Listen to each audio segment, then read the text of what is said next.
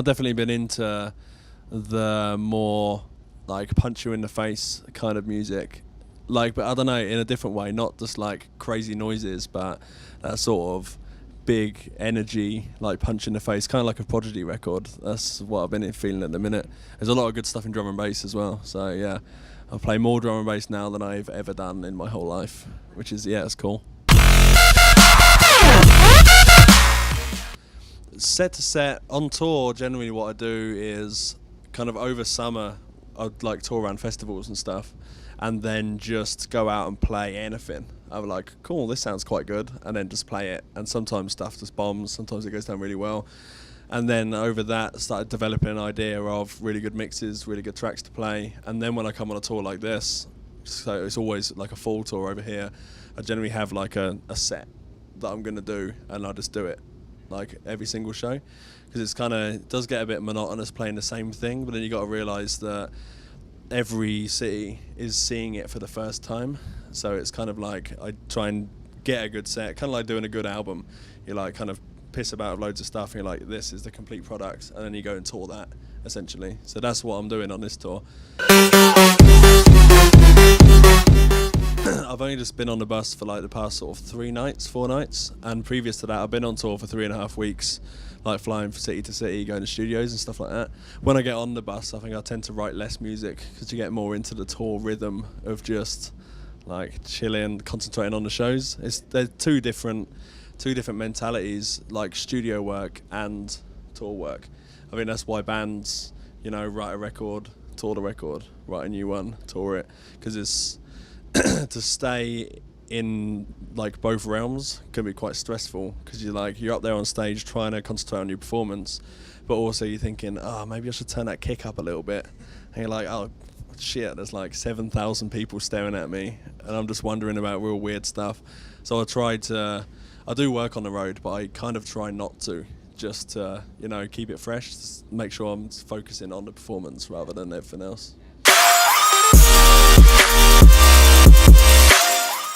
Well, yeah, I bought a brand new Fender Strat US made, which is a dream of mine to own an actual, because I grew up, I had a Westfield Strat, which was like a sort of a $50 rip-off of Fender, so I've always wanted to, you know, get a US made Fender.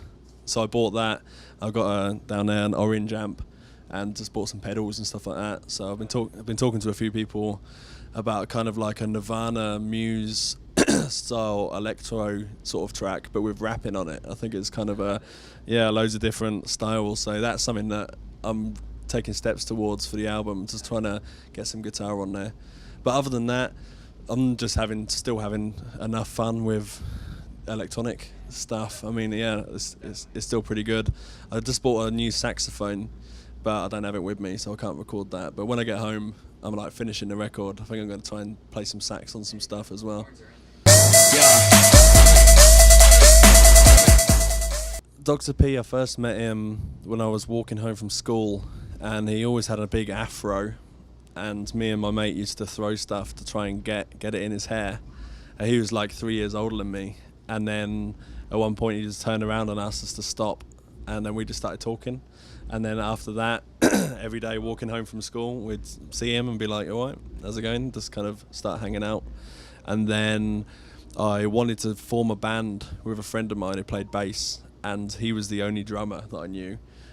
So I was like, do you want to play drums in this band? And that band was called Flux Pavilion for one day. And I got really excited and wrote it on my guitar. And then the next day we decided not to call it Flux Pavilion, and we called our band Gulip instead. That was the name of it.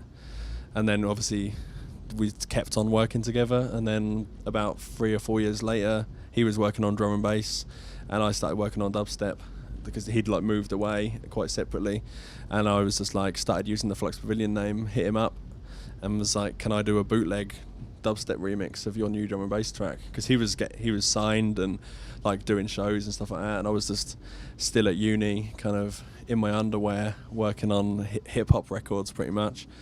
And I did that remix, and the guy that he was signed to said, we run a drum and bass label, we don't really want to do a dubstep label.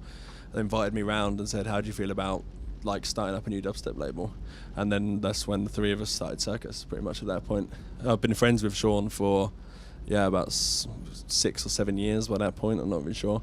We'd always been working on together. We were in another band called the Brotherhood of Funk, where we were a 3-piece funk band. I was the drummer in that, and that was quite good. We also had this other project called, it was Other People's ... and we did about 7 albums. But it was like other people's friends, other people's parents, other people's wives. And it was always like a different word for each album. But what we used to do is just, I'd play guitar or drums, and then he'd play the other one, and we just press record, play for about 6 or 7 minutes, stop it, and then never listen to it again. And then we did, so many albums. There's all these albums out there. I think Sean's still got them somewhere. But there was a couple of gold moments in there that I want to pick out. But yeah, we'd pretty much been working together on music, like since I started throwing stuff in his hair. Get me out of here. We've actually been working together on more music now than we ever have, really. But it's kind of like we've just constantly got ideas going backwards and forwards. Some of them might be Flux tracks, some of them might be Dr. P tracks, some of them might be a brand new project altogether. When we started Circus, it wasn't the idea of, I'm Flux Pavilion, you're Dr. P, we are artists, let's collaborate. We were just friends writing stuff, and then when we wanted to release it, he didn't even have a name. We made our first track, Air Raid. He was like, oh, so we're going to release this. I guess I should put a name on it, really. So we were like, yeah, Dr. P. Everyone calls him the Doctor, and his name is DJ Picto, so we chose Dr. P. And that was always what the vibe was, like, let's just make some music, and then, I guess we just release it. We've got names now, so let's release it under that. So and then it kind of, as we got bigger and bigger, it got more and more separated as we were trying to, build our careers and be artists in our own right and stuff like that. And now it's just kind of, we just sat down and thought, you know what, let's just jam again. It's all we used to do. Like, all the tracks we'd ever write together were just the result of us hanging out, and he'd play me something, and I'd be like, oh, cool, let's have a play around with it. Not really trying to, change the world or just be like, oh, this has to be a hot single. It's just like, you know what, let's just write some tunes together, pretty much. And that's the way it's been since I was about 13. So we're going back to that. So I have no idea how any of it will come out, but it's happening. I'm sure it'll be sick. There's some good stuff going on, definitely.